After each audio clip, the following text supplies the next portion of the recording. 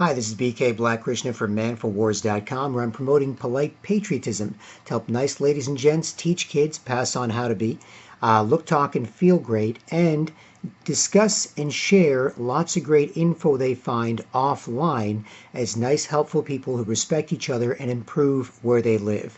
Because a lot of confusion out there, people are having trouble doing this. Leaving comments and talking to strangers online is one thing. Being controlled by artificial intelligence and what might be hot online or what you're supposed to bitch about to nobody and everybody is an issue. And so at manforwars.com, I'm trying to help deal with that. So comment, subscribe, get in touch with any questions or answers, financially support the efforts. There's PayPal and direct donation links below. And as you will.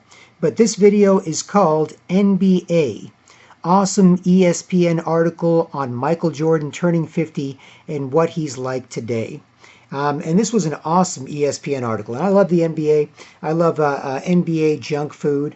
There's a lot of stuff going on in the world. I'm aware of a lot of it, so I tend to interpret certain things through certain filters. And the NBA bread and circuses is awesome junk food. I love it. It's also a way to relate to other people without kind of challenging things. You know, you hear your buddy says, hey, there's a new TV show on about people who kill people and other people who look for those people, and that's awesome. And you're like, well, okay, and you could have an intelligent discussion or just kind of go along with that, and it can be a little complicated if you're trying to speak freely on the sort of impact of that sort of thing on society. And so if you disagree on other subjects, people can tend to feel a little bit uncomfortable. But when it comes to sports, there's people professionally disagreeing all the time, having great arguments about things and feeling their balls and to some degree feeling their eggs when it comes to discussing stuff. So the NBA and sports in general is kind of great for that. And if we can have that same attitude towards other issues, we'll be better served for it as well. But this video is called NBA Awesome ESPN article on Michael Jordan turning 50 and what he's like today. I went to ESPN.com/NBA to check out some NBA junk food and the latest on that.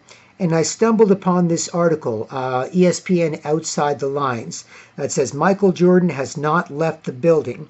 As he turns 50, MJ is wondering whether there are any more asses to kick, by Wright Thompson. And Wright Thompson, and this is an illustration by Mark Smith of Michael Jordan sort of as a Western-style cowboy riding off into the sunset on a horse with his jersey there. And Wright Thompson got to spend some quality time with Michael Jordan. He got to hang out with him a lot, hang out at his house, hang out at his office, hang out with him for, it looks like, at least a few weeks or a few months, maybe not constantly, hang out at his apartment when he's there partying with his friends and his beautiful new Cuban model wife, Yvette Prieto. And as Jordan turns 50, he started to kind of get more reflective and open, partly because he's competitive and trying to protect his legacy, because as even he admits in the article, the new shiny toy is going to get kind of more of the attention and it's going to make some of the older legends fade. So while Wilt Chamberlain was the greatest thing since canned bread, my joke on sliced bread, which a friend and I often make, back in the day, scored 100 points, set scoring records that'll never be touched, like 50 points a season. As time passed, they said, well, maybe Dr. J's better. And then as time passed, they said, well, maybe Magic Johnson and Larry Bird are better. And as time passed, they said, well, no, maybe Michael Jordan, greatest of all time. And with his incredible sneaker and clothing and Jordan line business under Nike, and his 6-for-6 championship legacy, 2 3-peats, he may well be seen as the best basketball player of all time. But now here comes LeBron James, right? 8 straight finals, 9 in total, and many statistical categories he's excelling in. So with respect to that, Jordan might be trying to preserve some of his legacy while also looking back a bit. And in this article, you get all sorts of evidence of him at the age of 50 being still an incredibly competitive guy. He wants nothing more, even though he weighs about 250 pounds now as a 6'6" guy. He'd love to be his ideal playing weight of 218 pounds again. He'd love to be playing one-on-one against LeBron. If he goes left, he's going to shoot. If he goes right, he's going to drive. So I'll always play him to make him go left.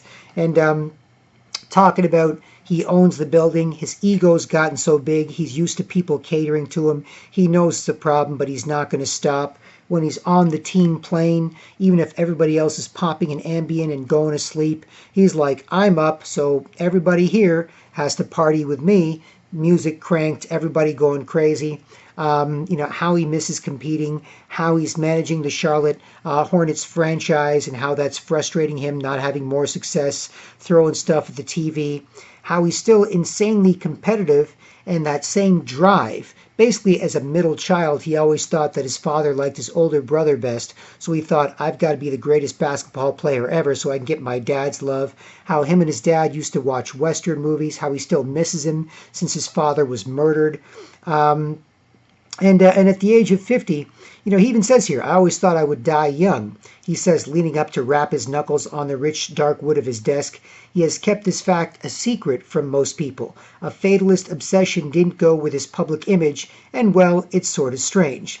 His mother would get angry with him when he talked to her about it. He just could never imagine being old. He seemed too powerful, too young, and death was more likely than a slow decline.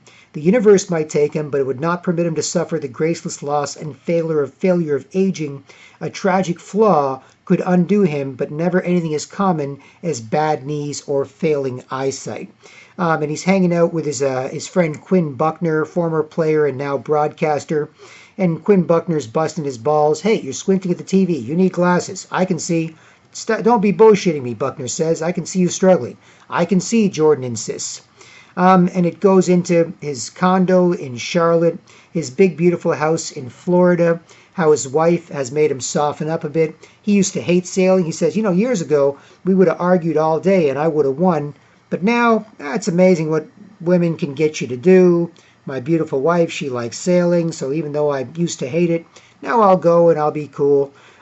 Leaving Chicago, missing some championship rings, freaking out for a couple of days, thinking that they were stolen, what's going to happen, then eventually finding them, and just an on and on long article about who he is, the people close to him, his longtime personal assistant, Estee Portnoy, his chauffeur, George Kohler, and just a really, really, really fun read.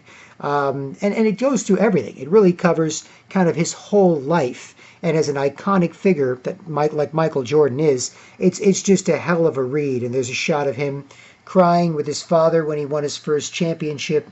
And just some incredible nuggets and incredible tidbits. So what I'll do is I'll put a link to this article below. Check it out, on the internet, on your laptop or on your phone if you are a basketball fan, because it's an amazing look into the life of arguably the greatest basketball player of all time, how he sees that, how he sees his journey, and what he's up to today that I'm sure you'll enjoy.